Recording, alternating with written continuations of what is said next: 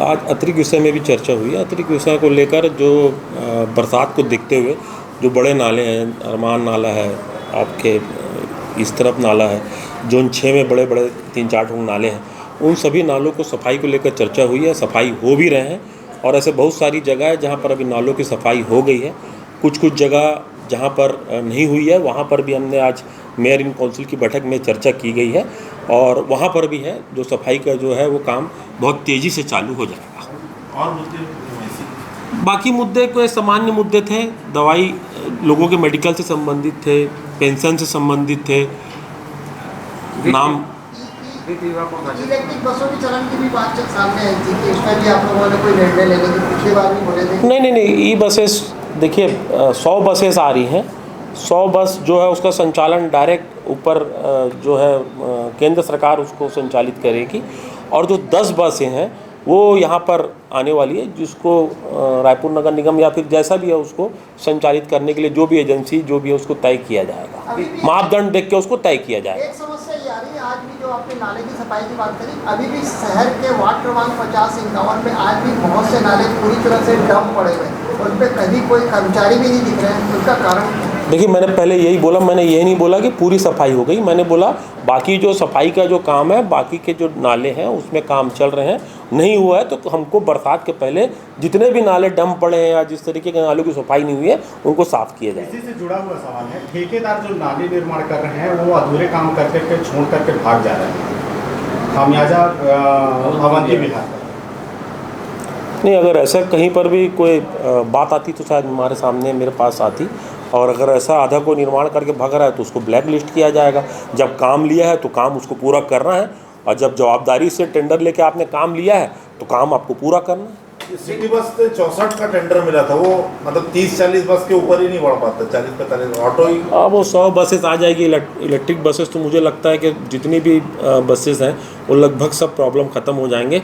मुझे लगता है कि वो 15 से 1 महीने के बीच में वो बसेस हैं वो सब चालू हो जाएगी। वित्त और राजस्व के मामले में बहुत झटके पड़े थे पिछले दिन, उसको लेकर वित्त राजस्व को लेकर तो जो पेंडिंग मामले जो बचे हुए थे उसको लेकर कुछ विशेष चर्चा होगी?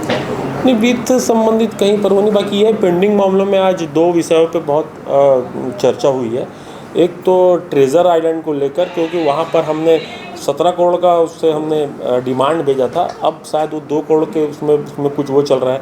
दूसरा सिटी सेंटर मॉल में जिसमें हमने आपसी उनसे समझौता किया था, उसमें हमने 19 करोड़ का वो भेजा था, तो वो भी अब कोर्ट में मामला चल रहा है। तो 2 विषय पे हमने आज ये बात को अतिरिक्त विषय में हमने कहा है कि इन लोगों के ऊपर भाई या तो उनका नियमितीकरण किया जाए, और यदि नियमितीकरण नहीं हुआ है और नियमितीकरण नहीं हो सकता तो फिर जो 17 करोड़, एक तरफ 19 करोड़ आना, एक तरफ 17 करोड़ है, वो पैसा हम लोग को मिलना चाहिए। नहीं है तो एक तरफ को बंद किया जाए और एक तरफ के काम को रोका जाए। इसमें आपको कोई गड़बड़ी लगी है? जैसे बात आ रही थी कि अब गड़बड़ी आएगी तो अभी देखेंगे। अभी तो मैं इतनी जल्दी इसमें वो नहीं बोल सकता कि क्या गड़बड़ी है, मगर अगर गड़बड़ी होगी तो उसको रोकेंगे, कहीं कुछ गड़बड़ी है।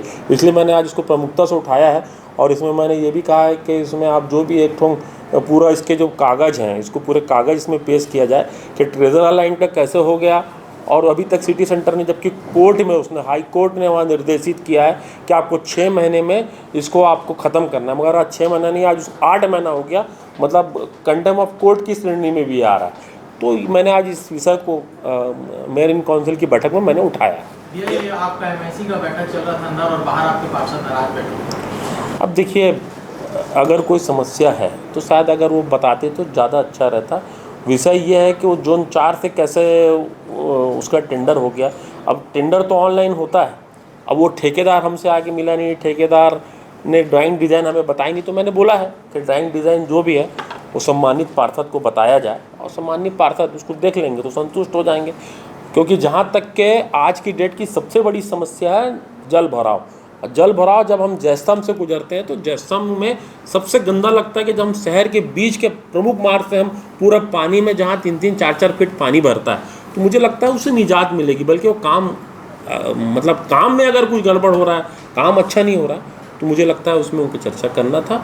यदि उनको ड्राइंग डिज़ाइन देखना है तो मैंने अधिकारियों को दिशा निर्देशित कर दिया है कि ड्राइंग डिज़ाइन उनको दिखा दिया जाए। वो ऑन कैमरा बोल रही है, महापौर तानाशाही रवैया अपना रहे हैं, और एजेंडे में विकास को मुद्दे नहीं रहते। अब ऑन कैमरा उनको कौन बुलवा रहा है वो हमको पता है। अब ऑन कैमरा ऑफ कैमरे की बात ही मत करो आप। ऑन कैमरा ऑफ कैमरा कौन बुलवा रहा है उनसे, वो हम भी जान रहे हैं। दूसरे विषय बताइए। तो इसमें क्या बीजेपी कर रही है, मतलब क्या लग रहा है, वो बुलवा रहे हैं मतलब इस पे? अब होगा, अब आप उसको आप पता लगाइए कौन बोल रहा है। दूसरा बताइए। पिछले दिनों पानी की समस्या को लेकर बहुत नाम होता है, उसको लेकर जो महत्वपूर्ण बैठक। देखिए, पानी को लेकर आज भी मतलब पानी को लेकर चर्चा हुई है। कई जगह पानी के काम अच्छे हैं, मतलब जो अमृत के काम हैं वहाँ पर भी आज भी कई जगह इस तरीके के परेशानी के जो काम किए हैं, थोड़ा सा लाइन उबड़ खबड़ हो गई है, लाइन एक दूसरे से आके लीकेज हो गया है। तो ऐसी कई जगह समस्या आज भी हमारे 2-3 जो सम्माननीय MIC मेंबर हैं वो लोग ने उठाया। तो हमने अधिकारियों को दिशा निर्देशित किया है कि इसको बहुत गंभीरता से इसके वो किया जाए, क्योंकि अब तो बरसात आ गई है। तो ऐसी बहुत जगह है। मगर एक बात आपको बता दूं कि यही रायपुर में था, यही रायपुर में पहले पानी की भयंकर समस्या थी। अब आपको एक बात को मानना पड़ेगा कि हमारी जो पानी की क्षमता भी है वो बहुत बड़ी है। आप हमारे से समझ जाओ 5-6 लाख लोग हमसे जुड़ गए, 5-6 लाख लोगों को, और बल्कि हम पानी बढ़ा के दे रहे हैं। 2 ढोंग हमारे उसमें दहेज में आ गई है भाई। वो आखिर वो रायपुर विकास प्राधिकरण और वो दोनों हमारे दहेज में आ ही गया। तो वैसे बहुत सारी चीज़ें जो हम लोगों को उसको पानी देना पड़ रहा है, बहुत सारी जहाँ पर हम लोगों को ऐसा। और रायपुर बढ़ कितना गया है। दूसरी चीज़, नए नई जगह हमसे जुड़ गई है, नए नए जगह हमारे से वो हो गए। खैर, हम इसके लिए कहीं पीछे नहीं है, हम पानी देंगे। और मुझे लगता है कि आने वाले समय में जब आने वाला वो रहेगा तो मुझे लगता है कि पूरे तरीके से पानी की समस्या खत्म हो जाएगी। अभी जो 3.25 लाख नालियों की जो सफाई की जो आपने बात करी, आपकी स्कीम चलेगी, लेकिन कई जगह अवैध रूप से पक्के पाटे को निर्माण कार्य कराए गए, उनको हटा पाएंगे तभी आपकी सफाई व्यवस्था सुचारू होगी, क्योंकि कई जगहों पर ये समस्या सामने आ रही है। देखिए, ये बात को मैं मानता हूँ कि कई जगह पक्के पाटे बना लिए गए।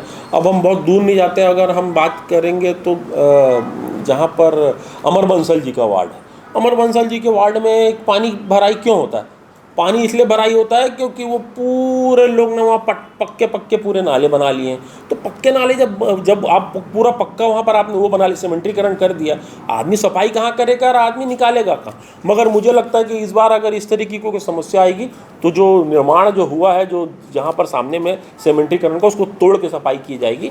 मगर इस बार बहुत सख्ती से, और इस बार प्रयास रहेगा कि कहीं पर भी इस बार बहुत ज़्यादा भराव की स्थिति हम लोगों को रायपुर शहर में देखने को नहीं मिलेगी। कोई इमरजेंसी नंबर जारी करेंगे? हाँ, इसमें अधिकारी इमरजेंसी नंबर सब जारी होगा। मोरास में जो अभी नए मकान दिए वहाँ भी पानी की बहुत ज़्यादा शॉर्टेज आ रही है, मतलब प्राइवेट कॉलोनी की तरफ व्यवस्था है। मैंने पहले कहा कि ऐसा बहुत जगह है जहाँ पर समस्या है, वो समस्याओं का समाधान किया जाएगा।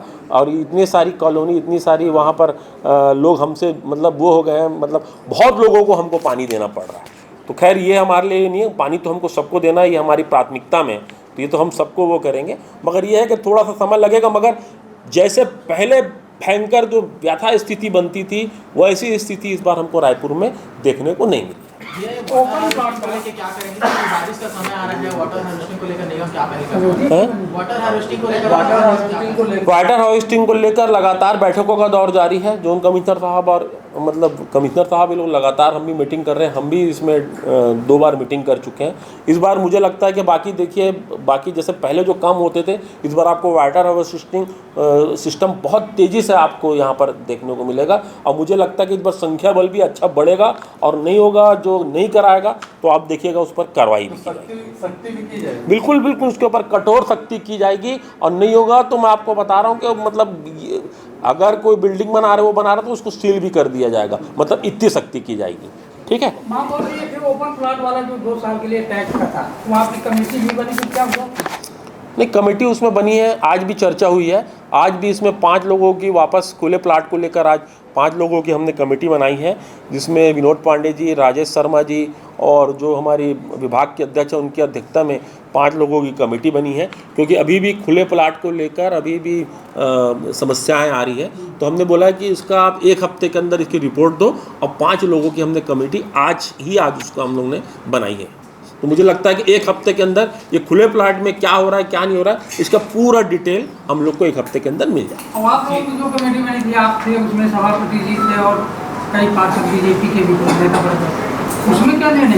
नहीं, मैं तो वही तो बोल रहा हूँ, वो निर्णय और हमारा निर्णय, ये दोनों निर्णय को मिला के 1 हफ्ते के अंदर हम आपको पूरा डिटेल बता देंगे कि क्या है खुले प्लाट। मैं नहीं था उसमें, मैं नहीं था।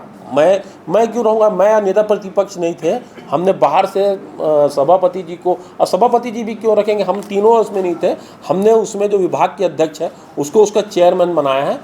3-4 हमने उसमें सीनियर मतलब भारतीय जनता पार्टी से लिया है और 3-4 जो है वो कांग्रेस पार्टी से। ठीक।